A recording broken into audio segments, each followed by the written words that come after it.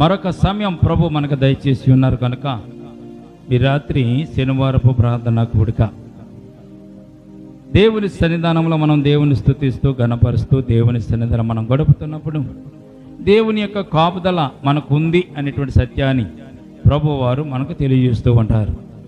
ఈ లోకంలో అనేకమైనటువంటి శ్రమలు, అనేకమైన శోధనలు, అనేకమైన ఇబ్బందులు అయినా వాటన్నిటి నుంచి దేవుడు మనలను కాపాడి భద్రపరుస్తూ క్షేమమునిస్తున్నటువంటి సందర్భాన్ని మనం జ్ఞాపకం చేసుకోవాలి. ప్రియమైన బిడ్డలారా, ఈ రాత్రి శ్రేష్టమైనటువంటి ఒక అంశమును మనం ధ్యానం చేసుకోవడానికి మనం ఇష్టపడదాం. మనము మార్కు రాసిన సువార్త 4వ అధ్యాయం 35వ వచనం మనం ఒకసారి మరి చదువుకొని 35 నుంచి 41 వరకు ఈ రాత్రి దేవుని వాక్యాన్ని మనం ధ్యానం చేసుకుందామండి. 4వ అధ్యాయము 35వ వచనాన్ని ఒక్కసారి మనం చదువుదామా?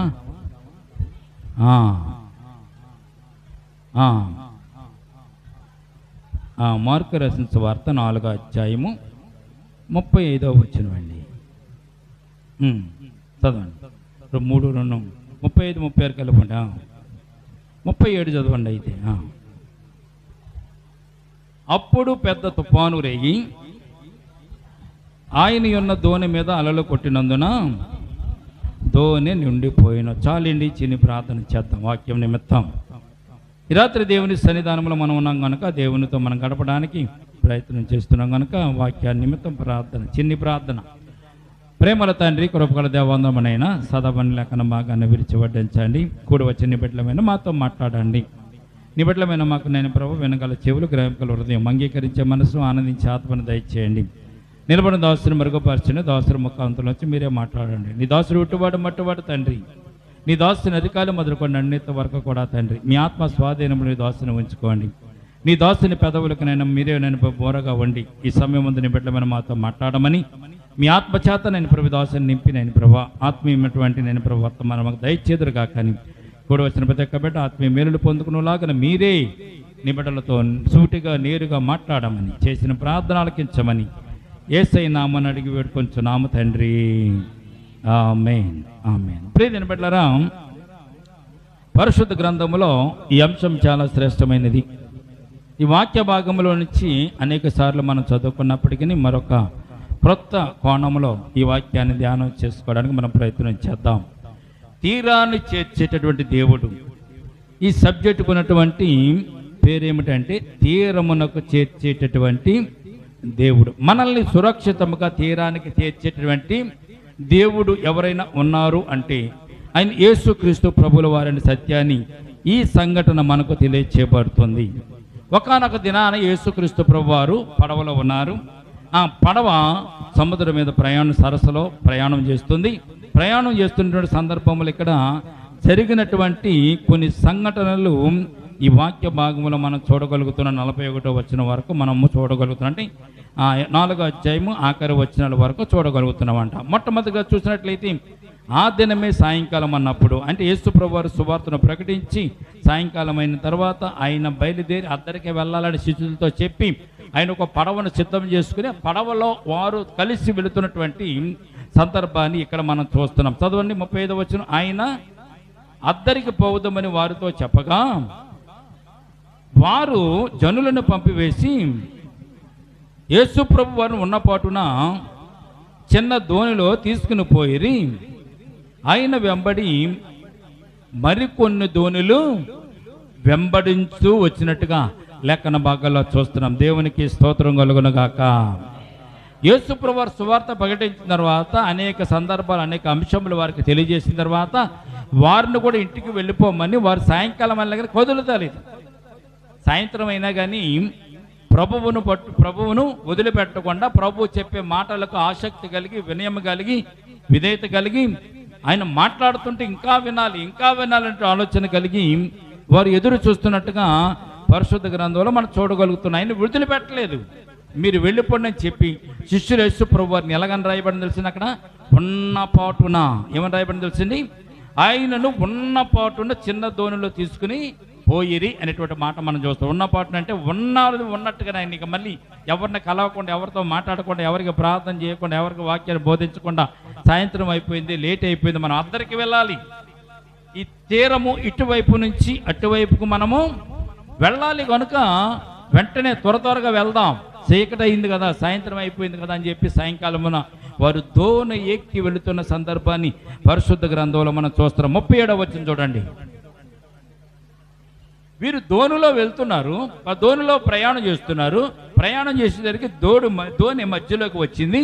మధ్యలోకి వచ్చేసరికి అప్పుడేమందటండి, ఒక పెద్ద తుఫాను రేగి ఆయన ఉన్న దోణి మీద అలలు కొట్టినందున దోణి నిండిపోసాగిన. దోణి నిండిపోయిందంటే అండి ఏమొచ్చిందంటే అక్కడ వీరు ప్రయాణం చేస్తున్నారు. ప్రయాణం చేస్తున్నప్పుడు గొప్ప తుఫాను వచ్చింది. ఆ తుఫానుకి అలలు పైకెక్కిసినటువంటి అలలు దోణిలోనికి నీళ్లు చేరుకున్నట్టుగా పరిశుద్ధ గ్రంథంలో మనం చూస్తున్నాం. ఏమైందంటే దోణి మీద అలలు కొట్టినందున దోణి నిండిపోయిన. 38వ వచనం. ఆయన దోణి అమరమున తలగడ మీద తలవాల్చుకుని నిద్రించుచుండెను. శిష్యులు ఆయనను లేపి, బోధకుడా, మేము నశించిపోతున్నాము, నీకు చింత లేదా అని ఆయనను అడిగినట్లుగా పరిశుద్ధ గ్రంథంలో మనం చూస్తున్నాం. ప్రియమైన బిడ్డలారా, జాగ్రత్తగా మనం ఆలోచన చేస్తే, జాగ్రత్తగా మనం అర్థం చేసుకోగలిగితే ప్రభువారు నిద్రిస్తారండి? ప్రభువారు నిద్రిస్తారా అని నిద్రపోతూ ఉంటారా? చూడండి, తన బిడ్డలు కష్టకాలంలో ఉన్నప్పుడు, తన బిడ్డలు ఇరుకుల్లో ఉన్నప్పుడు, తన బిడ్డలు ఆపదలో ఉన్నప్పుడు ప్రభువారు నిద్రపోతూ ఉంటారా? పరిశుద్ధ గ్రంథంలో ఒక మాట ఉంది, ఆయన కునుకడు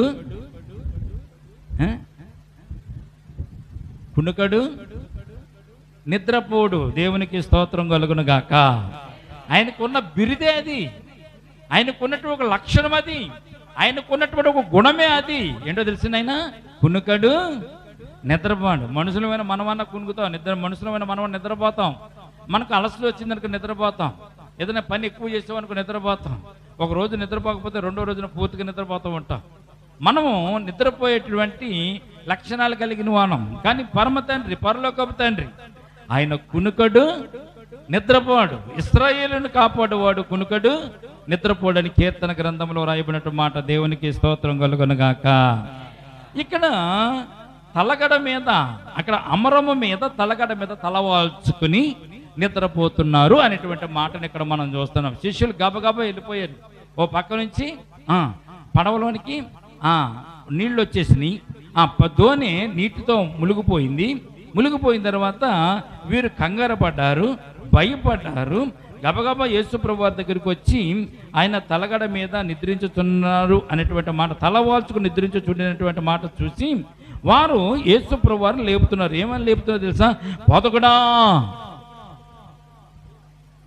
బోధకుడా, మేము నశించిపోతున్నాం, నీకు చింత లేదా అంటున్నారు. ఏం లేదని అడుగుతున్నారు? మేము నశించిపోతున్నాము, నీకు చింత లేదా? ఏంటంటే చింతించే దేవుడే ఆయన మన కొరకు చింతగలిగినటువంటి వారు యేసుక్రీస్తు ప్రభు వారు. దేవునికి స్తోత్రం కలుగునుగాక.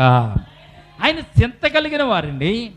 మానవులైన మన కొరకు, మన జీవితం కొరకు, మన బాగోగుల కొరకు, నరకం నుంచి వెళ్లకుండా పరలోక రాజ్యానికి వెళ్ళడం కొరకు, పరలోకం నుంచి భూమి మీదకి దిగి వచ్చి తండ్రి కుడి పార్శ్వమున ఉండవలసినటువంటి తండ్రి మహిమను విడిచిపెట్టి భూలోకానికి వచ్చి సిలువలో మరణించి సిలువ యాగం చేసి మానవుల కొరకు రక్షణ కార్యం జరిగించినటువంటి గొప్ప దేవుడు యేసుక్రీస్తు ప్రభువానికి చింత లేకపోవడం ఏంటి? ఎల్లప్పుడూ మనుషుల కొరకైనా చింతించుతున్నారు. దేవునికి స్తోత్రం కలుగునుగాక. ఆయన చింతించుతున్నాడు కనుక మీరు చింతించకూడని మనకు తెలియజేశాడు. ఆయన మీరు అనేకమైన సమస్యల్లో ఉంటున్నారు కదా, ఇబ్బందుల్లో ఉంటున్నారు కనుక మీరు చింతపడవద్దు, మీ కొరకు నేను చింతించుతున్నానని చెప్పినటువంటి గొప్ప దేవుడు యేసుక్రీస్తు ప్రభువు వారు. ఆయన చింతిస్తుంటే శిష్యులు ఏమంటున్నారండి? ఇక్కడికి వచ్చి యేసు ప్రభు దగ్గరికి వచ్చి, గొప్ప తుఫాను వచ్చింది, పెద్ద తుఫాను వచ్చింది, అలలు ఎగిసిపడుతున్నాయి. ఎగిసిపడేటువంటి అలలు దోణిలోనికి నీళ్లు వచ్చినాయి. నీళ్లు చేరిన తర్వాత దోణి మునిగిపోయే స్టేజ్లోకి వచ్చేసిందని వారు గ్రహించి యేసుప్రభు వారి దగ్గరికి వచ్చి ఆయన లేపుతూ, ప్రభువా, మేము నశించిపోతున్నాము, నీకు చింత లేదా అని ప్రశ్న వేస్తున్నారు. ఇక్కడ చింత లేదా అని ప్రశ్న వేసినప్పుడు కొద్దిగా ఆలోచన చేయాలి కదా. ప్రతిదినప్పుడు ఆలోచన చేయాలా?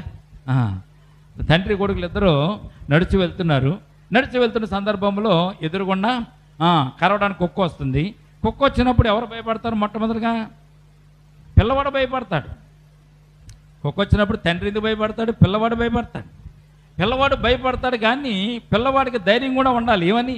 నా తండ్రి నా పక్కన ఉన్నాడు కనుక నాకు భయం ఏంటంటే పిల్లవాడికి ధైర్యం ఉండాలి. ఒకవేళ కరవడానికి వచ్చింది ఎవరిని కోరుతుంది? ముందు తండ్రిని కోరుతుంది, తర్వాత పిల్లవాడిని కోరుతుంది. ఇద్దరిని కోరుతుంది, కలిసిది ఏదైనా ఇదే. కానీ పిల్లవాడు కొన్న ఆలోచన ఏంటి? కరితేనే తండ్రిని కొడుతుంది, నన్ను కొడుతుంది. కానీ కరవడానికి వచ్చే ముందు దానిని మా తండ్రి దాన్ని తోలివేస్తాడు, దాన్ని కొడతాడు, అది మమ్మల్ని ఏం చేయదు అనేటువంటి ధైర్యం ఉండాలిగా పిల్లవాడికి. పిల్లవాడికి ధైర్యం ఉండాలి, తండ్రి ఉన్నాడు కనుక. ఇక్కడ యేసుప్రభు వారు పడవలో ఈ యొక్క దోణిలో ఉన్నారు, ఈ పడవలో ఉన్నారు, చిన్న పడవలో ఉన్నారు. అయితే యేసుప్రభు వారు ఉన్నటువంటి ఆ దోణి మునిగిపోయింది అనుకోండి, ఎవరు మునిగిపోతారు? శిష్యులు ఉన్నారు, యేసుప్రభు వారు కూడా అందులోనే ఉన్నారు. మునిగిపోతే అందరూ మునిగిపోతారు. ఎవరన్నా తేలి ఆడతారా? తేలి ఆడరు. కానీ వీళ్ళకున్నటువంటి ఆలోచన ఏంటంటే, ప్రభువా మేము నశించిపోతున్నాం. ఏమన్నారు ఇక్కడేలా? ప్రభువా మేము నశించిపోతున్నాం, బోధకుడా మేము నశించిపోతున్నాము, నీకు చింత లేదా అన్న లోకరాసిన సువార్తలు అయితే ప్రభు అని రాయబడి ఉంది. మత్తయి రాసిన సువార్తలు కూడా ఈ అంశం రాయబడింది. కనుక బోధకుడా మేము నశించిపోయి నీకు చింత లేదా అంటే ఆయనకి చింత ఎందుకు లేదు? చింత ఉంది కనుకనే వాళ్ళతో పాటు యేసుప్రభు వారు కూడా ప్రయాణమై వస్తున్నారు. దేవునికి స్తోత్రం కలుగునుగాక. శిష్యులు ఇక్కడ భయపడ్డారు. ఎవరు భయపడ్డారండి? శిష్యులు భయపడ్డారు. దేనికి చూసి భయపడ్డారు? గాలిని చూసి భయపడ్డారు, అలలను చూసి భయపడ్డారు, తుఫాను చూసి వారు చాలా భయపడిపోయారు. కానీ భయపడవలసింది ఎవరికి? యేసు ప్రభువుల వారికి వీళ్ళ భయపడాలి. విశ్వాసం లేనందుకు భయపడాలి, అపనమ్మికున్నందుకు భయపడాలి. యేసుప్రభు వారు ఆ చిన్న దోణిలో ఉంటే వారు యేసుప్రభు ఉన్నా కానీ వారు భయపడ్డారంటే వారిలో ఏం లేదండి, విశ్వాసము ఎక్కువగా లేదు, పూర్తి విశ్వాసం లేదు. వారిలో ఎక్కడో కొంత అపనమ్మిక ఉన్నట్టుగా పరిశుద్ధ గ్రంథంలో మనం చూస్తున్నాం. ప్రియమైన బిడ్డలారా, మనం కూడా దేవుణ్ణి నమ్ముకుంటాం. దేవుడంటే భక్తి ఉంటుంది, దేవుడైతే భయం ఉంటుంది, దేవుడైతే విశ్వాసం ఉంటుంది. ఆదివారం మందిరానికి వస్తాం, శనివారం ఉపవాస ప్రార్థనలకు వస్తాం, దేవుని స్తుతిస్తాం, దేవుని ఆరాధిస్తాం, కానుకలు అర్పిస్తాం. ఇవన్నీ మంచిదే. ఎవరన్నా అడిగితే మేము దేవుణ్ణి నమ్ముకున్నామండి, దేవుణ్ణి నమ్ముకున్నా కానీ అమ్మ బాగున్నారా అంటే మనం ఏమంటాం? దేవుని దయ వల్ల మేము బాగానే ఉన్నామని చెప్తాం. ఎవరి దయ వల్ల అంటే అండి, దేవుని దయ వల్ల మేము బాగానే ఉన్నామని చెప్తూ చిన్న సమస్య, చిన్న కష్టం వచ్చినప్పుడు వెంటనే కృంగిపోతూ ఉంటాం. అంటే ఈ చెప్పినవన్నీ కూడా మనం ఏం చేస్తాం? మర్చిపోతాం, గాలికి వదిలిపెట్టేస్తాం. ప్రియమైన బిడ్డలారా, కానీ విశ్వాసం అనేది ఎప్పుడూ ఒకే స్థితిలో ఉండాలి. విశ్వాసం అనే దానికి ఎప్పుడు కూడా ఒకే రీతిగా ఉండాలి. కష్టాల్లో ఒకే రీతిగా ఉండాలి, సుఖంలో కూడా ఒకే రీతిగా ఉండాలి, ఆనందంలో ఒకే రీతిగా ఉండాలి, దుఃఖంలో కూడా ఒకే రీతి. ఎప్పుడు కూడా దేవుడు నాకు తోడుగా ఉన్నాడు అనేటువంటి విశ్వాసాన్ని మనం కలిగి ఉండాలి. బాగుంటే బాగున్నట్టు, బాగోలేకపోతే బాగోలేనట్టు మనము అటు ఇటు కాళ్ళు కదపకూడదు, అటో కడుగు ఇటో కడుగు మనం వేయకూడదండి. ఎప్పుడు తినబడారా? కనుక విశ్వాసం అనేది పూర్తిగా మనలో ఉంటే ఏమైతే ఏమైంది ఆయన లేదేట. అక్కడ శిష్యులు ఏమనుకోవాలి తెలుసా? పడవలోనికి ఈ యొక్క పడవలోనికి ఏమొచ్చి దోణిలోకి నీళ్ళు వచ్చినాయి. నీళ్ళు వస్తే దోణి మునిగిపోతుంది. దోణి మునిగిపోతే ఆయన మునిగిపోడా? ఆయన మునిగిపోతున్నప్పుడు మనం మునిగిపోతాం, మనం ముగిలినా ఆయన మునిగిపోతాడు. ఏమవుతుంది మనకి? ఆయన ఉన్నాడు కదా కూడాను, ఆయన కూడా ఉన్నాడు కదండి. ఆయన కూడా ఉన్నప్పుడు మనకు భయం ఏంటి అనుకోవాలి. 5 రొట్టెలను 2 చిన్న చేపలను విరిచి వడ్డించమన్నప్పుడు వడ్డిస్తే 12 గంపలు, 5,000 మంది తిన్న తర్వాత 12 గంపలు ఎత్తినటువంటి శిష్యులు వీళ్ళకి నమ్మకం లేకపోతే ఎవరికి ఉంటుంది? ఎవరికి విశ్వాసం లేకపోతే ఎవరికి ఉంటుంది? ప్రియమైన బిడ్డలారా, అంత గొప్ప గొప్ప కార్యాలు చేసినటువంటి యేసుక్రీస్తు ప్రభువుతో పాటు నడిచినటువంటి శిష్యులు వీరు. కుంటివాడికి కాళ్ళు ఇచ్చి, గుడ్డివాడికి కళ్ళు ఇచ్చి, పక్షవాత వరువుని స్వస్థపరిచినప్పుడు వెంటనే ఉన్నటువంటి శిష్యులు వీరు. కానాను విందులో నీళ్లను ద్రాక్షారసంగా మార్చినప్పుడు కూడా యేసు ప్రభుతో ఉన్నటువంటి శిష్యులు. వీరికి నమ్మకం లేకపోతే ఎవరికి ఉంటుంది? వీరికి విశ్వాసం లేకపోతే ఎవరికి ఉంటుంది? ఆ చిన్న తోనలోకి నీళ్ళు వచ్చేసరికి వీరి మనసు అతలాకుతలం అయిపోయింది, వీరి తలంపులు మాయమైపోయిన, వారిలో ఉన్న విశ్వాసం ఎగిరిపోయింది. బోధకుడా మేము నశించిపోవచ్చు, నీకు చింత లేదా అన్నారు. యేసు ప్రభు వారు లేచారు. వీళ్ళు ఇంకా భయపడి ఇలాగున్నారు, వీళ్ళు ఇంకా భయపడి ఇక్కడే చచ్చిపోయేలాగా ఉన్నారు వీళ్ళని చెప్పి ప్రభువారు లేచి ఆయన చెప్పినటువంటి మాట మనం ఒకసారి చూస్తే ఆశ్చర్యం వేస్తుంది. 39వ వచనం చూడండి ఒకసారి. అందుకు యేసు ప్రభువారు లేచి గాలిని గద్దించి నిశ్శబ్దమై ఊరుకుండమని సముద్రముతో చెప్పగా దేవునికి స్తోత్రం కలుగునుగాక. ఆయన లేచారు, లేచి ఇలాగన్నారు. అంటే మీ విశ్వాసం ఏమైపోయింది? ఇక్కడ నేను ఉన్నాను కదా, ఏంటి మీ కథ ఏంటి అన్నట్టుగా యేసుప్రభువు వారు వారిని చూశారు. చూసిన తర్వాత ఆయన చేసిన పని ఏంటో తెలిసింది. ఆయన లేచి గాలిని గద్దించెను. దేవునికి స్తోత్రం కలుగునుగాక. గాలిని గద్దించాడంట. నిశ్శబ్దమై ఊరుకుండమని సముద్రంతో చెప్పగా గాలి అణిగి మిక్కిలి నిమ్మళమాయను. దేవునికి స్తోత్రం కలుగునుగాక. ఒకే ఒక మాట. ఇప్పుడు మీకు అనుమానం రావాలి. గాలిని యేసుప్రభువు వారు గద్దిస్తే గాలికి వినపడింది. యేసుప్రభువు వారి మాట గాలి వింది, సముద్రం వింది. కనుక గాలికి భాషలు వచ్చాయి. ఏమన్నా గాలి ఏమన్నా మాట్లాడగలదా? యేసుప్రభువు వారి మాట అది ఎలాగంది? సముద్రం అంటే అసలు నీటిని తయారు చేసింది ఆయన, ఆకాశాన్ని సృష్టించింది ఆయన, సముద్రమును, మహాసముద్రమును, అగాధములను ఓటలన్నింటినీ కూడా తయారు చేసింది యేసుక్రీస్తు ప్రభువు వారే. ఆది కాండంలో మొట్టమొదటి నేను లేకుండా ఏమీ కూడా జరగలేదు అంటారు యేసుప్రభువు వారు. వాక్యమైనటువంటి దేవుడు లేకుండా ఏమీ జరగలేదు అంటండి. తండ్రి సృష్టిని సృష్టించినప్పుడు ఆయన చెంతనే నేను ఉన్నాను అని వాక్యం తెలియజేస్తూ ఉండే. దేవునికి స్తోత్రం కలుగునుగాక. ప్రియమైన బిడ్డలారా, గాలి దేవుని మాట వింది, సముద్రము దేవుని మాట వింది, ఆ సరస్సు కూడా దేవుని మాట విన్నట్టుగా పరిశుద్ధ గ్రంథంలో మనం చూడగలదు. సముద్రముతో చెప్పగా గాలి అణిగి మిక్కిలి నిమ్మళమైపోయిందంట. ఈ నిమ్మళమైనటువంటి సందర్భాన్ని మరొకసారి మనం చదువుకున్నాం. మరొకసారి ఎక్కడ చదువుకున్నాం మనం?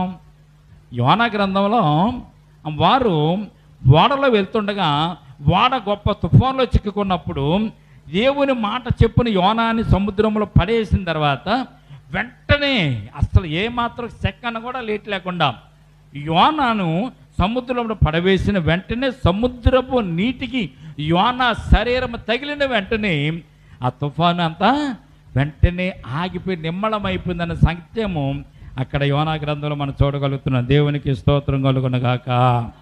దేవుడు గద్దించినప్పుడు గద్దింపుకు సముద్రం అంటే ఏమైందంటండి?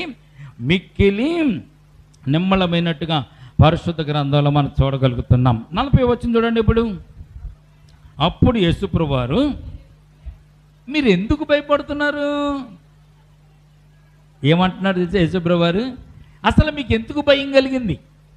నాతో ఉంటున్నారు కదా, నాతో తిరుగుతున్నారు కదా, పరలోకం నుంచి దిగి వచ్చిన జీవాహారం నేనన్న సంగతి మీకు అనేక సార్లు చెప్పాను కదా, అనేక మందికి జీవాహారం ఇస్తున్నప్పుడు మీరు చూశారు కదా, అనేక మంది స్వస్థలు చేసినప్పుడు కూడా మీరు చూశారు కదా, నాతో పాటు కూడా ఉంటున్నారు కదా, బయట వారు కాదు కదా.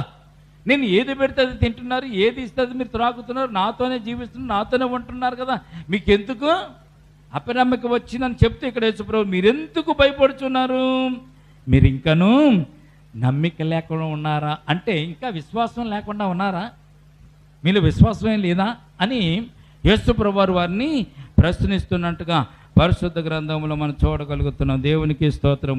ప్రియమైన బిడ్డలారా, అయితే అక్కడ ఏమన్నా ఉన్నారా అని వారితో చెప్పిన వారు మిక్కిలి భయపడి ఈయన ఎవరో గాలియు సముద్రమును ఈయనకు లోబడుచున్నవని ఒకనితో ఒకడు చెప్పుకొనిరి. దేవునికి స్తోత్రం కలుగునుగాక. ప్రియమైన బిడ్డలారా, ఇక్కడ శిష్యులు వెళుతున్నటువంటి ధోనిలో నీళ్లు వచ్చినప్పుడు ఆ సరస్సులో అద్దరికి వారు ప్రయాణం చేస్తున్నప్పుడు ఊహించని విధంగా పెద్ద తుఫాను అలలు ఎగసిపడినట్టుగా లేఖన భాగాల్లో మనం చూడగలుగుతున్నాం.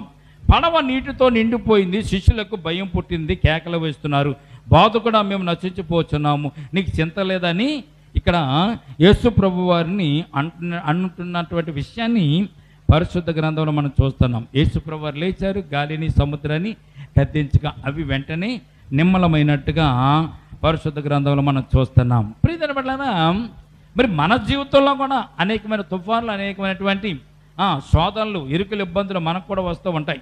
మనకు వచ్చే శోధనలు, మనకు వచ్చే తుఫాన్లు ఏంటి చెప్పండి? అనారోగ్యం ఒక తుఫాను, ఆర్థిక ఇబ్బందులు ఒక తుఫాను, మనలో ఉన్న లేమి కూడా ఒక తుఫానే, అలాగే సమస్యలు అనేటువంటి తుఫాన్లు, అలాగే మనకు వచ్చినటువంటి సిక్కులు, సికాకులు, మరి ఏమైనా ఈ లోకంలో మనకు వచ్చినప్పుడు కూడా మనం కూడా శిష్యులకు మాదిరిగానే మనం కూడా భయపడుతూ ఉంటాం. శిష్యులకు మాదిరిగానే మనం కూడా ఈ లోకంలో భయపడుతూ ఉంటాం. కానీ యేసు ప్రభువారు మనతో ఉన్నారు, మనకు తోడుగా ఉన్నారు అనేటువంటి విషయాన్ని అలనాడు శిష్యులు మర్చిపోయారు. ఈ రోజున మనము కూడా మర్చిపోతూ ఉంటాం. చిన్నపాటి శోధన, పెద్ద శోధన అక్కర్లేదు. సాతాను అంట మనలను భయపెట్టడానికి, మనల్ని అప్పుడప్పుడు భయపెట్టడానికి చిన్న చిన్న శోధనలు మన మీదకి పంపిస్తూ ఉంటాడంట, ఊపుతూ ఉంటాడంట. చెట్టును ఊపితే కాయలు పడతాయి కదా, అలాగా మనల్ని కూడా వాడు ఊపుతూ ఉంటాడంట. ఈ శోధన పంపిస్తే వీళ్ళు భయపడతారా, భయపడరా? ఈ యొక్క శోధన వల్ల వీళ్ళు దేవుడి నుంచి విడిపోతారా, విడిపోరా? ఈ శోధన వల్ల వీళ్ళలో విశ్వాసం నశించిపోతుందా, బలంగా ఉంటుందా అని సాతాను గాడు మనల్ని ఏం చేస్తాడంటే ఊపుతూ ఉంటాడంట. అందుకే అప్పుడప్పుడు మనకు శ్రమలు, శోధనలు, ఇరుకులు, ఇబ్బందులు వస్తూ ఉంటాయి, కష్టాలు కడగల్లో వస్తూ ఉంటాయి. కొన్ని సందర్భాల్లో ఆర్థిక ఇబ్బందులు అలగొట్ట తెలిసి పెద్ద తుఫానులకు మన మీద పడిపోతూ ఉంటాయి. ఆర్థిక ఇబ్బందులు అలగొట్ట తెలుసా? అబ్బో ఇంకొక ఈ వారంలో అద్దె కట్టలేదు, వారంలో ఒక రోజు అయిపోయింది, 2 రోజులు అయిపోయింది, 3వ రోజు అయిపోయింది, ఆదివారం కడతాను, ఆదివారం వచ్చేస్తుంది, లక్షవారం వచ్చింది, శుక్రవారం వచ్చింది, శనివారం వచ్చింది. శనివారం వచ్చినా కానీ మీకు సహాయం రాలేదు. దేవుని అడుగుతూనే ఉన్నారు, ప్రార్థన చేస్తూనే ఉన్నారు, ప్రార్థనకు జవాబు రాలేదు, మీ చేతులకు డబ్బులు రాలేదు. ఆదివారం అద్దె కట్టేయాలి, ఏం చేయాలి? అప్పుడు మనకి ఎలా ఉంటుందో తెలిసింది, బీపీ 200 పెరుగుతుంది. ఎప్పుడు కూడా మనం ఇవ్వాల్సిన సమయాన్ని ఎవరికైనా ఇవ్వకపోతే వాడు వస్తాడేమని ఎప్పుడు కూడా నిద్రపోతున్నా కానీ భయపడుతూనే ఉంటాం. గుమ్మలోకి ఎవరు వచ్చినా పిలిచినా కానీ వాడే పిలిచాడు అనుకుంటూ ఉంటాం. కారణం ఏమిటంటే మనం భయముతో అతలాకుతలం అయిపోతూ ఉంటాం, బీపీలు తెచ్చేసుకుంటాం ప్రియమైన బిడ్డలారా. కానీ దేవుడు ఏం చేస్తాడో తెలుసా? నీలో విశ్వాసం ఎంత బలంగా ఉంది, ఎంత స్థిరంగా ఉందో చూడడానికి నేను చివరిదాకా దేవుడు నడిపించి చివరిని దేవుడు ఇస్తాడు. దేవునికి స్తోత్రం కలుగును గాక. అవసరత దేవుడు తీరుస్తాడు, తప్పకుండా తీరుస్తాడు. అనేక సందర్భాల్లో దేవుడు మాకు ఉన్నటువంటి అవసరత తీర్చినటువంటి దేవుడు, అనేకమైన ఇరుకుల్లో, ఇబ్బందుల్లో అవసరం తీర్చిన దేవుడు, పీకల మీదకి వచ్చిన సమస్యలను కూడా దేవుడు అద్భుతంగా సునాయాసంగా తీసివేసిన దేవుడు. తీసివేయబడ్డ తర్వాత ఆశ్చర్యపోతాం. మనం తీయకముందు శిష్యులకు మాదిరిగానే మనం కూడా భయపడతా ఉంటాం. ప్రభువా నిన్ను నమ్ముకోలేదా, నీ సన్నిధానం లేవా, నిన్ను స్తుతిస్తలేదా, నిన్ను ఆరాధిస్తలేదా, నేను కనపడతలేదా, నీవే నాకు దేవుడు కదా, నీవు తప్ప దేవుడు ఎవరు లేరు కదా, నేనే మొక్కుతున్నాను కదా, ఇవన్నీ చెప్పేస్తామంటారు దేవునికి. చెప్పేసిన తర్వాత లాస్ట్కి వచ్చేసరికి మనం ఎప్పుడైతే ఇబ్బందుల్లో ఎక్కువైపోతూ ఉంటామో మనలో విశ్వాసం కొద్ది కొద్దిగా ఐస్ క్రీమ్ కరిగినట్టు కరిగిపోతూ ఉంటుంది. ప్రియదేవుడా, ఐస్ క్రీమ్ ఎలా కరుగుతుంది? తిన్నా కరుగుతుంది, తినకపోయినా గాలి వేసినా కానీ అది కరిగిపోతూ ఉంటుంది, మామూలు. అది మనలో ఉన్న విశ్వాసం కూడా అలాగే కరిగిపోయి ఆఖరికి గొట్టం మిగులుతుంది. అప్పుడు దేవుడు మరలా మనకి విశ్వాసం ఇచ్చినప్పుడు, ఆయన కృప చూపించినప్పుడు మరలా నిండుగా మనం తయారైపోతాం. దేవునికి స్తోత్రం కలుగును గాక. ప్రీతిని బట్టి మన జీవితంలో ఆర్థికమైన ఇబ్బందులు, అనారోగ్యాలు, కుటుంబ సమస్యలు, తుఫాన్లు అనేటువంటివి మనతో కూడా ఆటలాడుకుంటున్నప్పుడు కూడా మనం కూడా శిష్యులకు భయపడి దేవుని సన్నిధానం దేవుని అడుగుతాం. ఎప్పుడు చూస్తావు నాయనా, ఎప్పుడు చేస్తావు, మాకు ఈ సంవత్సరం ఎప్పుడు తీరుస్తావు, నీవే దేవుడు కదా. చుట్టుపక్కల వాళ్ళు ఏమంటారు తెలుసా? దేవుడు నమ్ముకుంటారా, కష్టాలు ఏంటని అంటున్నారు. ఏం ప్రభు నాకు పరిస్థితి ఏంటి అంటాం. ఈ సమస్య తీరిపోయిన తర్వాత, సమస్య సాల్వ్ అయిపోయిన తర్వాత నా దేవుడు మంచోడే అంటాం మనం. తర్వాత మరలా ఇంకోటి వచ్చిందని కనుక కొత్తది, మరలా దాని నిమిత్తం మనం ఏం చేస్తామండి ప్రియమైన బిడ్డలారా? మరలా దాన్ని బట్టి ఆ విశ్వాసం మనము కూరుకుపోతూ ఉంటాం. యేసు లేచి గాలిని గద్దించి నిమ్మలింపజేసినప్పుడు, నిశ్శబ్దమే ఉండమన్నప్పుడు, కానీ గాలి అణిగిపోయినప్పుడు, గొప్ప నిమ్మలం కలిగినప్పుడు శిష్యుల్లో వచ్చినటువంటి ఆలోచన ఏంటో తెలిసిన ఏమంటున్నారు? 41 వచ్చిన వారు మిక్కిలి భయపడి, ఎవరో శిష్యులు కూడా మిక్కిలి భయపడి ఈయన ఎవరో గాలియు సముద్రమును ఈయనకు లోబడుచున్నప్పుడు ఒకరితో ఒకడు చెప్పుకునేది. శిష్యులు 2 విషయాలు భయపడ్డారు. మొట్టమొదటిగా తుఫాను ఎగిసి అలలు కొడుతున్నప్పుడు, ఈ యొక్క ధోనిలోనికి నీళ్ళు వచ్చినప్పుడు భయపడ్డారు, అది సహజం. యేసుప్రభువారు గొప్ప కార్యం చేసినప్పుడు సంతోషించాలి, ఆనందించాలి. కానీ యేసుప్రభువారిని చూసి ఇక్కడ కూడా వీరు భయపడుతున్నట్టుగా పరిశుద్ధ గ్రంథంలో మనం చూడగలుగుతున్నాం. దేవునికి స్తోత్రం కలుగును గాక.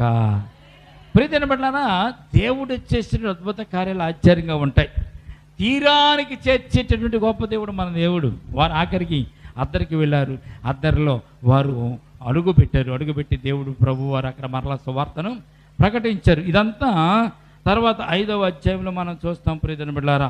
కనుక దేవుడు పక్కన ఉన్నా కానీ భయపడ్డటువంటి స్థితి శిష్యులకు కలిగినట్టుగా పరిశుద్ధ గ్రంథంలో మనం చూస్తున్నాం. మన జీవితాల్లో కూడా ప్రభువుని ఎరిగి కూడా మనం ఏం చేస్తామంటామంటే అవిశ్వాసం వలన, అపనమ్మిక వలన ప్రభు వారి యొక్క కార్యములు, క్రియలు మనం మర్చిపోతూ ఉంటాం. మర్చిపోవద్దని దేవుని వాక్యం మనకు తెలియజేయబడుతుంది. దేవునికి స్తోత్రం కలుగునుగాక. ఇది మొదటి విషయం. రెండో విషయం కూడా మనం చూస్తే దేవుడు అద్దరికి మనల్ని ఎలా చేరుస్తాడు, తీరానికి దేవుడు మనం ఎలా చేరుస్తాడు. రెండవ అంశాన్ని కూడా ఆతిగా మనం నిర్గమకాండంలో మనం చూడగలుగుతాం. ప్రియమైన నిర్గమకాండం ఒకసారి జ్ఞాపకం చేసుకుందామా. 14వ అధ్యాయం 21వ వచనం చూడండి. ఇక్కడ కూడా అద్భుతమైన విషయమే. అప్పటికే ప్రభువారు అనేకమైనటువంటి అద్భుతాలు, ఆశ్చర్య కార్యాలు చేసినా కానీ వీరు ఇంకా అపనమ్మికతో, ఆ అవిశ్వాసంతో వారు ఉన్నట్టుగా లేఖన భాగాల్లో మనం చూడగలుగుతాం. చూడండి 14వ అధ్యాయము 21వ వచనం చూడండి ఒకసారి.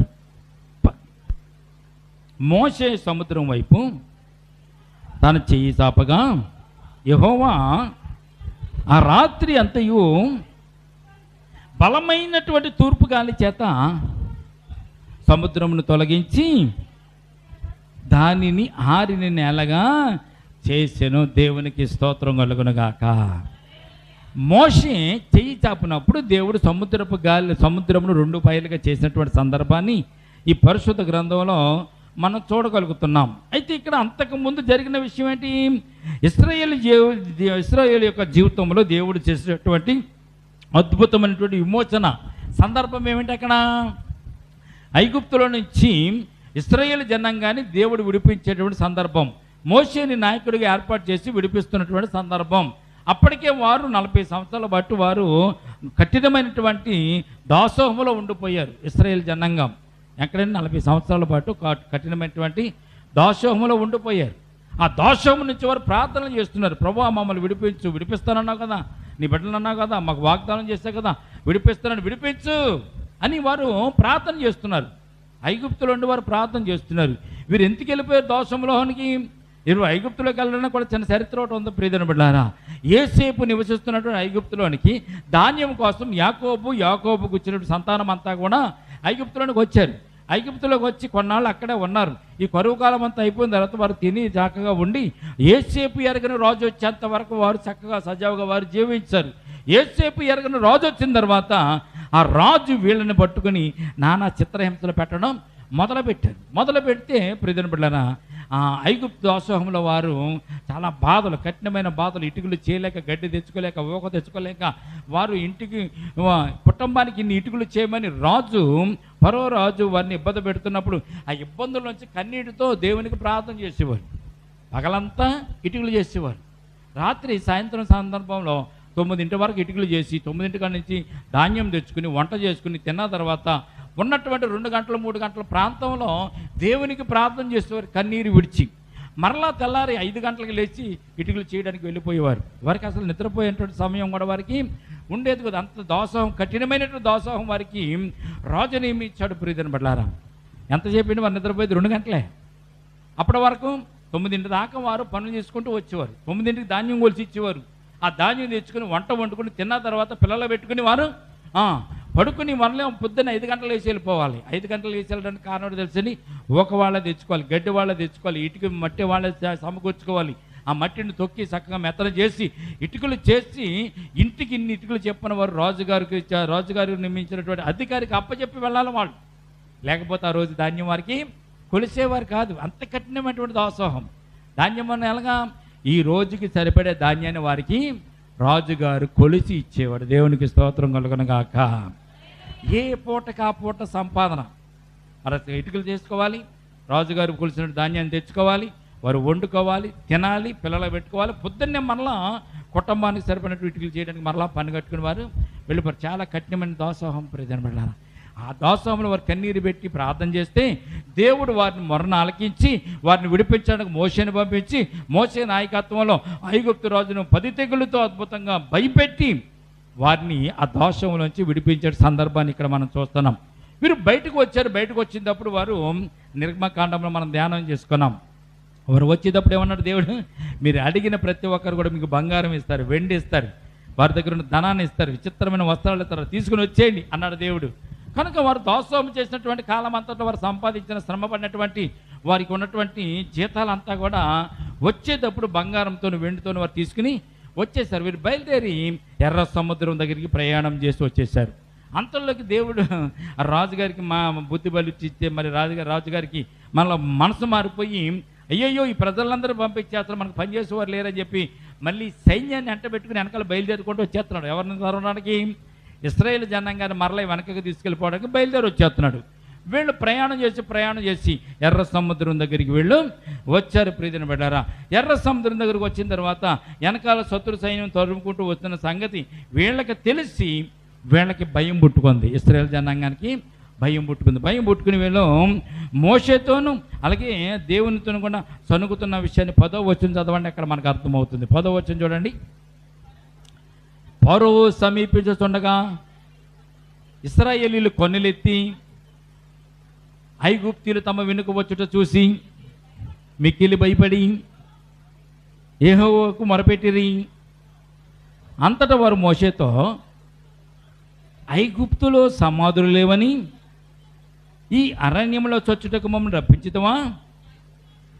మమ్మల్ని ఐగుప్తులను బయటకు రప్పించి మమ్మల్ని ఇటు చేయనేలా? విచిత్రమైన మాటలు కదా. వారు ఐగుప్తులో ఉన్నప్పుడు బాధపడి కన్నీరు విడిచి దాసోహం చేయలేక ఇటుకలు చేయలేక బాధపడుతూ కన్నీరు పెట్టుకుంటే దేవుడు ఐగుప్తుల నుంచి వారిని విడిపించడానికి మోసేని ఏర్పాటు చేసిన నాయకుడిగా వారిని బయటకు తీసుకుని వస్తే ఆ దాసోహంలో నుంచి బయటకు వచ్చేసి ఎర్ర సముద్రం దగ్గరికి వచ్చిన తర్వాత వీళ్ళు ఉంటున్నటువంటి మాట్లాడి తెలిసింది, ఐగుప్తులో సమాధులు లేవని. కొన్ని మాటలు విచిత్రంగా ఉంటాయి, ఎదుటి వారిని బాధ పెట్టేగా ఉంటాయి, ఎదుటి వారిని పొడిచేసేది కత్తులతో పొడిచేసినట్టు కూడా ఉంటాయి. మోషేతో వీళ్ళు అంటున్న మాట ఏంటో తెలుసా? ఐగుప్తులో సమాధుల్లాగా మమ్మల్ని ఇక్కడ తీసుకొచ్చావు, ఇక్కడ మమ్మల్ని చంపేద్దామని తీసుకొచ్చావా, ఇక్కడ మమ్మల్ని చంపేస్తావా అని మోషే మీద వీళ్ళు తిరుగుబడుతున్న సందర్భం ఇక్కడ మనం చూస్తున్నాం. ప్రియమైన ఐగుప్తులో సమాధులు లేవా అంటే అర్థం ఏంటి? మమ్మల్ని ఐగుప్తులో ఉంచేపోయి ఇక్కడ దాకా ఎందుకు తీసుకొచ్చావు, ఇక్కడ తీసుకొచ్చి ఎదురుకుండా ఎర్ర సముద్రం పెట్టావు, వెనకాలమ్మో రాజుగారు తరుగుంట వచ్చేస్తున్నాడు, మా పరిస్థితి ఏంటి అని వాళ్ళు అక్కడ ఎదురు తిరిగేసారు. అంటే ఇందాక మీకు చెప్పాను ప్రియమైన బిడ్డలారా, బాగుంటే మనం ఒక రకంగా ఉంటాం, బాగోకపోతే ఇంకొక రకంగా ఉంటాం. ఇప్పుడు దాసోహం లేదు, రాజుగారు కాడి కింద ఉండవలసిన పని లేదు, ఇటుకలు చేయవలసిన పని లేదు, చక్కగా మోసే ద్వారా ఇడిపించి తీసుకొచ్చేసారు. ఇక్కడ మీరు గమనించవలసింది ఏంటంటే 10 అద్భుతమైన తెగుళ్ళు దేవుడు రాజుగారు ముందు చేసి ఐగుప్తులో చేసి వారిని విడిపిస్తే రాజుగారే మీరు వెళ్ళిపోండి, మా దేశంలో ఉండొద్దు అంటే వారు బయటకు వచ్చారు. అంటే దేవుడు చేసిన అద్భుత కార్యములన్నీ కూడా వాళ్ళు ఏమయ్యారు? మర్చిపోయారు. జోరేగలు వచ్చినాయి, కప్పలు వచ్చినాయి, నీళ్ళన్నీ ఎర్రగా మారిపోయినాయి, అలాగే కందిరీగలు వచ్చినాయి, పంట అంతా మిడతలు తినేసినాయి. ఆఖరిగా 10వ అద్భుతం ఏంటో తెలుసండి ప్రియమైన బిడ్డలారా, ఆ దేశంలో ఉన్నటువంటి మొదటి సంతానం, మగ సంతానము, కుటుంబంలో మగ సంతానమైన మొదటి కుమారుడు, ఏ కుటుంబంలో కానీ ఏ జంతువులైనా కానీ మొదటి సంతానం అంతా కూడా చనిపోయేలాగా దేవుడు మరణ శాస్త్రాన్ని చూపించేశాడు. ఆ మరణ శాస్త్రం రాసినప్పుడు అందరూ రాజుగారు కుమారుడితో సహా ఐగుప్తులో ఉన్నట్టు ప్రతి ఒక్కరు కుమారుడు చనిపోయారు. కానీ ఇశ్రాయేలు జనాంగంలో ఒక్క కుమారుడు, ఒక్క సంతానము ఆ ప్రాణము పోలేదనే విషయాన్ని మొట్టమొదటిగా వీళ్ళు జ్ఞాపకం చేసుకోవాలి. ఈ అద్భుత కార్యములను చేసిన తర్వాత మా దేవుడు గొప్పవాడని సంకలు కొట్టుకుని, మా దేవుడు చాలా గొప్పవాడని స్తుతిపాడుకుంటూ ఎర్ర సముద్రం దాకా వచ్చిన తర్వాత ఎర్ర సముద్రంలో వారు చెప్తున్న మాట ఏంటో తెలుసండి, విశ్వాసం లేకుండా విశ్వాసం విడిచిపెట్టేసి ఐగుప్తులో సమాధి లేడు, మమ్మల్ని ఇక్కడ తీసుకొచ్చావని ఇక్కడ మరలా ఎదురాడడం మొదలుపెట్టాడు.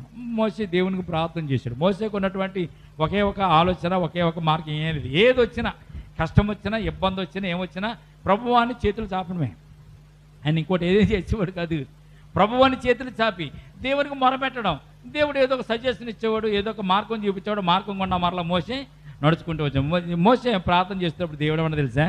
ఎందుకు నాకు ప్రార్థన చేస్తావు, ఎందుకు నాకు మొరపెడుతున్నావు అని చెప్తూ యేసుప్రభువు వారు ఇక్కడ తండ్రి అని దేవుడు ఇక్కడ మోషేతో చెప్తున్న మాట ఇక్కడ మనం చూస్తాం. ప్రియమైన బిడ్డలారా, ఆశ్చర్యమైన విషయం ఏంటంటే, నాకెందుకు మొరపెడుతున్నావు, నాకెందుకు ప్రార్థన చేస్తున్నావు, నీ చేతిని చాచు అన్నాడు దేవుడు. దేవునికి స్తోత్రం కలుగును గాక. ఏమన్నాడండి ఆయన? నీ చేతిని చాచు.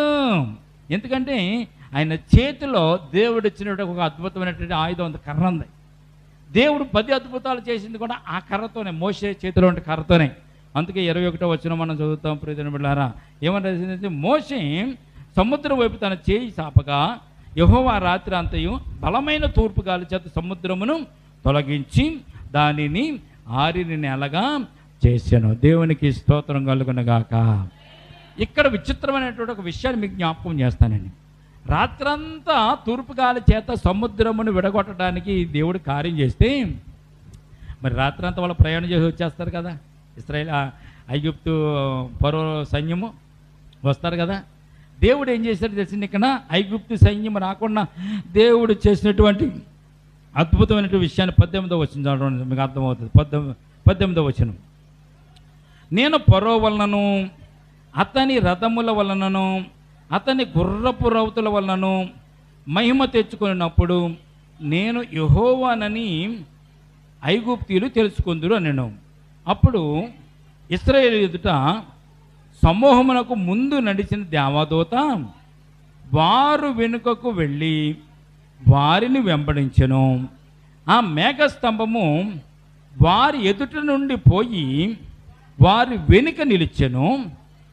అది ఐగుప్తీయుల సేనకు ఇశ్రాయేలీల సేనకు నడుమ ప్రవేశించి అది మేఘము గనుక ఐగుప్తీయులకి చీకటి కలిగను. కానీ రాత్రి అది వారికి వెలుగునిచ్చెను కనుక ఇశ్రాయేలీలకు ఆ రాత్రంతయు ఐగుప్తీయుల సేన ఇశ్రాయేలు సేనను సమీపింపలేదని రాయబడింది. దేవునికి స్తోత్రం కలుగును గాక. ఈ రాత్రంతా తూర్పు గాలి చేత ఈ ఎర్ర సముద్రాన్ని విభాగింపజేస్తున్నటువంటి దేవుడు ఆ రాత్రంతా ఐగుప్తు యొక్క సేన ఇశ్రాయేలు సేనను తగలకుండా మరి దగ్గరికి రాకుండా దేవుడు తెలిసింది మేఘమును వారికి ఇశ్రాయేలుకి మధ్యలో ఐగుప్తీయులకి ఇశ్రాయేల్ జనాంగానికి మధ్యలో ఉంచి ఆ మేఘము వలన చీకటి వారికి కలిగించి ఆ మేఘం వలన ఇశ్రాయేల్ జనాంగానికి వెలుగును కలిగించి ఆ రాత్రంతా వారి వీరిని తరుమకుండా మరి దగ్గరికి రాకుండా అందుకోకుండా దేవుడు గొప్ప కార్యం చేస్తాడు. దేవునికి స్తోత్రం కలుగును గాక. తెల్లారిన తర్వాత ఎప్పుడైతే వీరు ఒడ్డుకు వచ్చేసారో ఒడ్డుకు వచ్చిన తర్వాత దేవుడు మరలాంటాడు, మోసే నీ చెయ్యి మరలా ఆ కర్రని వెనకకు సాపు. ఐగుప్తీయులందరూ కూడా ఆ సముద్రం మధ్యలోకి ఎర్ర సముద్రం మధ్యలోకి వచ్చారు కనుక కర్రని వెనక చాపితే మరలా సముద్రము మూసుకుపోతుంది కనుక ఆ ఎర్ర సముద్రం వారందరూ కూడా కొట్టుకుపోతారని చెప్పి దేవుడు అక్కడ అద్భుతమైన కార్యములను జరిగించినట్టుగా మనం చూస్తున్నాం. దేవునికి స్తోత్రం కలుగును గాక. ఇశ్రాయేలు జీవితంలో దేవుడు చూపిన అద్భుతమైనటువంటి విమోచన ఇది. ఇశ్రాయేలు జనాంగానికి దేవుడు చూపించిన అద్భుతమైనటువంటి విమోచన సందర్భం. ఐగుప్తు బానిసత్వం నుంచి విడుదలైన తర్వాత బయటకు వచ్చిన తర్వాత ప్రయాణం చేస్తున్నప్పుడు ఫరో సైన్యం వారిని తరుముతూ ఉండగా వారు భయపడినప్పుడు మరి వెనకాల వస్తున్న సైన్యానికి అలాగే ముందు వెళ్తున్న వీరికి ఎర్ర సముద్రం అడ్డు వచ్చినప్పుడు సావే దిక్కని వారు భయపడి మోషేని చనిగినప్పుడు దేవుని చనిగినప్పుడు దేవుడు చేసిన అద్భుతమైన కార్యం. మోషే తన చేతిని సముద్రం వైపునప్పుడు సాపినప్పుడు ఎర్ర సముద్రం 2 పాయలుగా చీల్చబడి వారు తీరమునకు చేరి. దేవునికి స్తోత్రం కలుగునుగాక. ప్రియమైన బిడ్డలారా, తీరానికి చేర్చేటటువంటి దేవుడు మన దేవుడు. తీరానికి చేర్చినటువంటి దేవుడు. తీరానికి ఎలా చేస్తాడు తెలుసా ప్రియమైన బిడ్డలారా? దేవుడు ఎన్ని తుఫాన్లు అడ్డు వచ్చినా, ఎన్ని కెరటాలు అడ్డు వచ్చినా, మన జీవితంలో ఎన్నో కష్టాలు ఇరుకులు ఇబ్బందులు వచ్చినా వాటి నుంచి తప్పించడానికి మన దేవుడు గొప్ప సమర్థుడు అని మొట్టమొదటిగా మనం విశ్వసించాలి, నమ్మాలి. ప్రియమైన ఆత్మీయ కోణంలో మనం చూసామనుకోండి, ఈ సముద్రము, ఈ కెరటాలు, ఈ తుఫాన్లు, ఈ భయములు ఇవన్నీ కూడా ఏమనుకోవాలి? సముద్రం అంటే ఏంటి మనకి ఆత్మీయ జీవితంలో? ఇప్పుడు సముద్రం అంటే మనం నివసిస్తున్నటువంటి లోకం. సముద్రం అంటే మనం నివసిస్తున్నటువంటి లోకం ఇది. అలాగే తీరం అంటే నిత్య జీవము పొందుకునేటువంటి పరలోక రాజ్యం. దేవునికి స్తోత్రం కలుగునుగాక. వారు అద్దరికి చేరారు. ఇశ్రాయేలు జనాంగం కూడా ఆ సముద్రమును దాటి ఒడ్డుకు చేరారు. ఆత్మీయ అర్థంలో ఏంటంటే మరి సముద్రం అంటే లోకం, తీరం అంటే నిత్య జీవం. సముద్రం అని ఈ లోకములో ప్రతీక. సముద్రం అనేది ఈ లోకానికి ప్రతీక. సముద్రములో నిరంతరం అలలు ఎగసిపడుతున్నట్టుగా ఈ లోకములో కూడా పాపము, శోధనలు, సాతాను శక్తులు మనల్ని ముంచెత్తాలని అవి కూడా మన మీదకి ఎగిసిపడి వస్తూ ఉంటాయి. ఈ లోకంలో శ్రమలు లేని వాళ్ళు ఎవరున్నారు? శోధనలు లేని వాళ్ళు ఎవరున్నారు? ఇబ్బందులు లేని వారు ఎవరున్నారు? అందరూ ఇబ్బందులు ఉండబడి ఉదయం లేచిన మంది సాయంకాలం వరకు ఏదో ఒక ఇబ్బంది, ఏదో ఒక శ్రమ, ఏదో ఒక శోధన, అనారోగ్యంతో కానీ, అస్వస్థత కానీ, ఆర్థికమైన ఇబ్బందులతో కానీ ఏదో రకంగా మనము శోధనలో ఉంటాం. ఈ శోధనలన్నీ కూడా ఎవరు తీస్తారంటే యేసుక్రీస్తు ప్రభువారే తీరుస్తున్న సత్యాన్ని పరిశుద్ధ గ్రంథం మనకు తెలియజేయబడుతుంది. ఆత్మీయ సత్యం ఏంటంటే మన నిజమైనటువంటి తీరం ఈ భూమి పైన ఉన్న గమ్యం కాదు. నిజమైన తీరం ఏంటంటే భూమి పైన గమ్యం కాదు. ఈ భూమి మీద జీవించడం కాదు. నిజమైన తీరం తెలిసింది మనం సరిపోయిన తర్వాత పరలోక రాజ్యానికి వెళ్ళడం అన్నది నిజమైనటువంటి తీరం ప్రియనబడ్డారు. కనుక సముద్రం అంటే లోకం, జీవితం అంటే పడవ. మనం జీవించేదంతా కూడా పడవ ప్రయాణం. ఇది ఈ పడవ మన జీవితం ప్రియనబడ్డారు. ఈ లోకము ఏమంటుంది? సముద్రం అని లోకంలో జీవితం అనేటువంటి పడవలో మనము ఈ రోజున మనం ఉన్నాం. కనుక సముద్రం అని లోకంలో జీవితం అనే పడవలో యేసయ్య నీతో కనుక ఉంటే, ఆ పడవలో ఎవరున్నారండి? అక్కడ ఆ నావలో ఎవరున్నారు? యేసుప్రభు వారు ఉన్నారు, శిష్యులు ఉన్నారు, శిష్యులతో పాటు యేసుప్రభు వారు ఉన్నారు. కనుకనే వారు తీరము చేరగలిగారు. దేవునికి స్తోత్రం కలుగును గాక. వారు తీరం చేరగలిగారు. తీరం చేరడానికి గల కారణం ఏంటి? యేసుప్రభు వారు ఆ యొక్క నావలో ఉన్నారు కనుక, ఆ పడవలో ఉన్నారు కనుక, ఆ ధోనిలో ఉన్నారు కనుక, యేసుప్రభు వారు ఉంటే ఆ ధోనిలో తీరానికి చేరింది. మన జీవితంలో కూడా సముద్రం అనేటువంటి లోకంలో, జీవితం అనేటువంటి పడవలో యేసయ్య కనుక మనతో ఉంటే మనము కూడా తీరానికి చేరతాం. దేవునికి స్తోత్రం కలుగును గాక. మనము తీరం చేరాలంటే మన జీవితంలో ఎవరు ఉండాలి? యేసుప్రభు వారు మనకు తోడుగా ఉండాలి. ఆ నావలో, ఆ యొక్క ధోనిలో యేసుప్రభు వారు ఉన్నారు కనుకనే కెరటాలు కొట్టినా, సముద్రం ఎగసిపడినా, గొప్ప తుఫాను వచ్చినా, భయపెట్టినా కానీ యేసుప్రభు వారిని ఆ ధోనితో పాటు తీరమునకు తీసుకెళ్ళగలిగారు. నీవు నిత్య జీవం అనేటువంటి పరలోకము తీరం చేర్చబడాలంటే, లేకపోతే నరకం అనేటువంటి అగ్నిగుండంలో పడిపోవాలంటే 2 నిర్ణయాలు నీయే. నేను నిత్య జీవానికి వెళ్తానని అన్నా కానీ, లేదా నాకు నిత్య జీవం అక్కర్లేదు లోకంలో కలిసిపోతానని నువ్వు అనుకున్నా కానీ, రెండింటికి మార్గం నువ్వే ఆలోచించుకోవాలి. నీతో యేసుప్రభు వారు ఉంటే నీ జీవితంలో నువ్వు తీరం చేరుతావు. నీకు నిత్య జీవమా, అలాగే లేకంటే నీకు నిత్య నరకం కావాలా అన్నది మొట్టమొదటిగా మనం జ్ఞాపకం చేసుకోవాలి. యేసుప్రభు వారు ఉన్నటువంటి ఆ ధోనిలో శిష్యులు కూడా ఉన్నారు. శిష్యులు ఉన్నప్పుడు యేసుప్రభు వారు అక్కడ లేరు అనుకోండి, ధోనిలో ఆ ధోని మునిగిపోద్ది. మకొనొక సందర్భంలో యేసుప్రభు లేకుండా శిష్యులు ప్రయాణం చేస్తుంటే వారు ఆ ధోనిలో నీళ్లు కొట్టి మునిగిపోయే సందర్భం వచ్చేసరికి వారు ప్రార్థన చేస్తే యేసుప్రభు వారు అలల మీద నడుచుకుంటూ వారి దగ్గరికి వచ్చారు. అప్పుడు కూడా యేసుప్రభు వారు ఉన్నారు కనుక వారు తీరం చేరారు. యేసుప్రభు వారు లేకపోతే అలలు వచ్చినప్పుడు, తుఫాను వచ్చినప్పుడు ఆ ధోని నీటిలో మునిగిపోతుంది, సముద్రం మునిగిపోతుంది ప్రియజనులారా. కనుక మన నిత్య జీవితంలో ఈ లోకం అనేటువంటి సముద్రంలో, జీవితం అనేటువంటి పడవలో యేసయ్య నీతో నాతో కనుక ఉండగలిగితే మనము నిత్య జీవం పరలోక రాజ్యానికి మనము క్షేమకరంగా సుఖంగా మనం చేరగలుగుతాం. ఈ శోధనలన్నీ, శ్రమలన్నీ సర్వసాధారణంగా అందరికీ వస్తాయి. అందరికీ, లోకస్తులందరికీ వస్తుంది. లోకస్తుల కంటే ఎక్కువ శ్రమలు మీకు రావన్నాడు యేసుక్రీస్తు ప్రభువారు. ఈ లోకంలో వచ్చే వారికంటే ఎక్కువ శోధనలు నీకు రావు. వారికి వచ్చినాయి నీకు వస్తాయి, నీకు వచ్చినాయి వారికి వస్తాయి. కానీ నిన్ను తప్పించడానికి మాత్రం ప్రభువు ఉన్నారన్న విషయాన్ని మొట్టమొదటిగా నీవు జ్ఞాపకం చేసుకోవాలని దేవుని వాక్యం తెలియజేస్తుంది. కనుక ఈ తుఫానులు, అదే మరి సముద్రం అనేటువంటి లోకంలో, జీవితం అనేటువంటి పడవలో మరి యేసయ్య మనతో ఉంటే మనం నిత్య జీవానికి వెళ్తాం, తీరానికి చేస్తామనే సత్యాన్ని జ్ఞాపకం చేసుకొని, అలనాడు శిష్యులు భయపడ్డట్టుగా మనం కూడా భయపడుతూ ఉంటాం. అయినా కానీ ధైర్యము తెచ్చుకుని యేసుప్రభు నాకు తోడుగా ఉన్నారనే విషయాన్ని జ్ఞాపకం చేసుకుని ముందుకు సాగుదాం. ఈ కొద్ది మాటలు దేవుడు దీవించి మనలను ఆశీర్వదించునుగాక.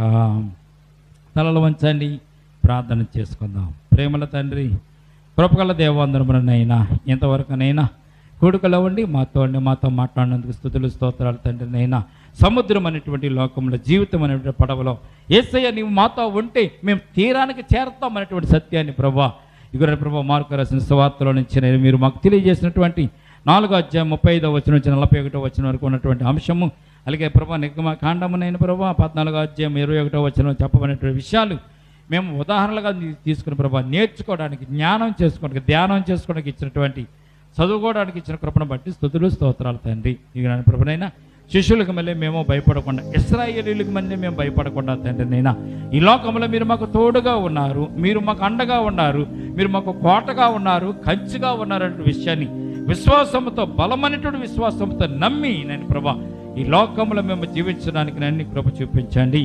ప్రభు వారు లేచి ప్రభు గాలిని గద్దించగా అది నిమ్మళమైన అనేటువంటి మాట మేము చూస్తున్నాం తండ్రి.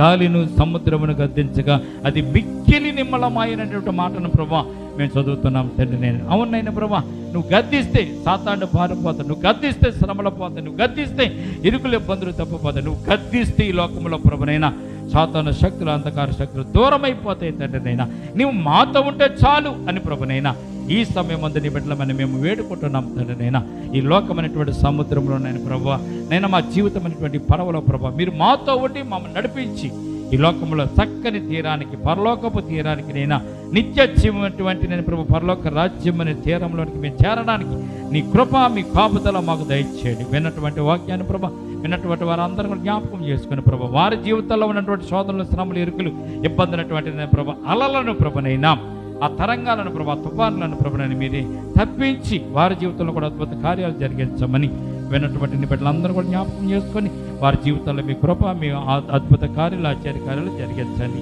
ఈ సమయం ముందు వారికి కావాల్సిన ఆదరణ వారికి దయచేయండి, వారికి కావాల్సిన స్వస్థత వారికి దయచేయండి, వారికి కావాల్సిన విడుదల వారికి దయచేయండి ప్రభా. ఎందరైతే నేను ప్రభు నీ మాటలు విన్నారు, నీ వాక్యం విన్నారో ప్రభా, విన్నటువంటి వారి జీవితంలో గొప్ప కార్యాలు, అద్భుత కార్యాలు జరిగించండి. శిష్యులు ఎడల మీరు చూపిన కృపను బట్టి నేను ప్రభా, ఆ తుఫాన్ను అణిచి నేను ప్రభా తీరమునకు చేర్చినటువంటి విధానం బట్టి స్తోత్రాలు తండ్రి. అలాగే నిర్గమాకాండంలో కూడా ప్రభు ఇశ్రాయేలు జనాంగాన్ని ప్రభు ఎర్ర సముద్రం అంటే వచ్చిన వెనుకకుండా తరుముకుంటూ వచ్చిన సైన్యాన్ని కూడా తప్పించి ఎర్ర సముద్రం 2 పాయలు చేసి అద్దరికి నేను ప్రభు తీరము దాచినటువంటి గొప్ప దేవుడు, తీరానికి తీర్చినటువంటి పరమ తండ్రివి నైనా. అటు రీతిగా మా జీవితాల్లో కూడా ప్రభునైనా మాకు వచ్చే ప్రతి అడ్డులను, ప్రతి ఇరుకులను, ప్రతి ఇబ్బందులను తప్పించి తీరమునకు చేర్చమని, అది కూడా మీ సహాయ సహకారాలతో మీరు మాకు తోడుగా ఉండి మమ్మల్ని నడిపించమని ఈ సమయం అంతా ప్రార్థిస్తున్నాం. కూడి వచ్చిన సంఘాన్ని, సంఘ బిడ్డల మీరు జ్ఞాపకం చేసుకున్న ప్రభునైనా విన్నటువంటి వాక్యాన్ని బిడ్డల హృదయాలు ఫలింపచేయమని, చేసిన ప్రార్థన బాధ్యతను చేర్చుకోమని నేను ప్రభునైనా మరి వర్షాలు సకాలంలో కురవడానికినైనా, తొలకరి వర్షం, కడవరి వర్షం కురవడానికి, చక్కని పంటలు పండడానికి, మా దేశం ప్రభు క్షేమముగాను, అలాగే ప్రభు చక్కని ధాన్యం కలిగి ఆహార పంటలు కలిగిన నేను ప్రభు చక్క సమృద్ధి కలిగి ఉండడానికి నేను మీ కృప చూపించండి. అలాగే నేను ప్రభునైనా వర్షాకాలం అంతా కూడా నీ బిడ్డలకు తోడుగా ఉండండి, మాకు తోడుగా మమ్మల్ని నడిపించమని ఈ సమయం అందరూ నేను ప్రభు కూడుకులో మాతో ఉండి మాతో మాట్లాడినందుకు వేలాది వందనాలు, స్తోత్రాలు చెల్లించుకుంటూ రేపటి దినమున ఆరాధన కూడుకులో కూడా మేము నేను ప్రభు ఇటు రీతిగా నీ సన్నిధానంలో గడపడానికి, నేను నీ సన్నిధానం ఉండడానికి కృప దయచేయమని, వచ్చిన వారిని బట్టి స్తోత్రాలు, రానటువంటి వారు ఎందుకు చేత రాలేకపోయారు, ఏ కారణం చేత రాలేకపోయారు వారిని కూడా జ్ఞాపకం చేసుకోమని నజరుడైన యేసుక్రీస్తు పరిశుద్ధ నామమున ప్రార్థించి మిక్కిలి వినయముతో బ్రతిమలాడి వేడుకొంచున్నాము తండ్రి. ఆమేన్. మన తండ్రి అయిన దేవుని ప్రేమయు, కుమారుడైన యేసుక్రీస్తు కృపయు, పరిశుద్ధాత్మని సహవాసం ఇప్పుడు ఎల్లప్పుడు ప్రభోచ్చు పర్యంతము సంగమునకును మనకును సదాకాలము తోడు నీడగుండునుగాక. ఆమేన్. యేసు రక్తమే చెం, ప్రవేశ రక్తమే చెం, యేసు నామమున సంపూర్ణ విజయం కలుగునగాక. ఆమేన్.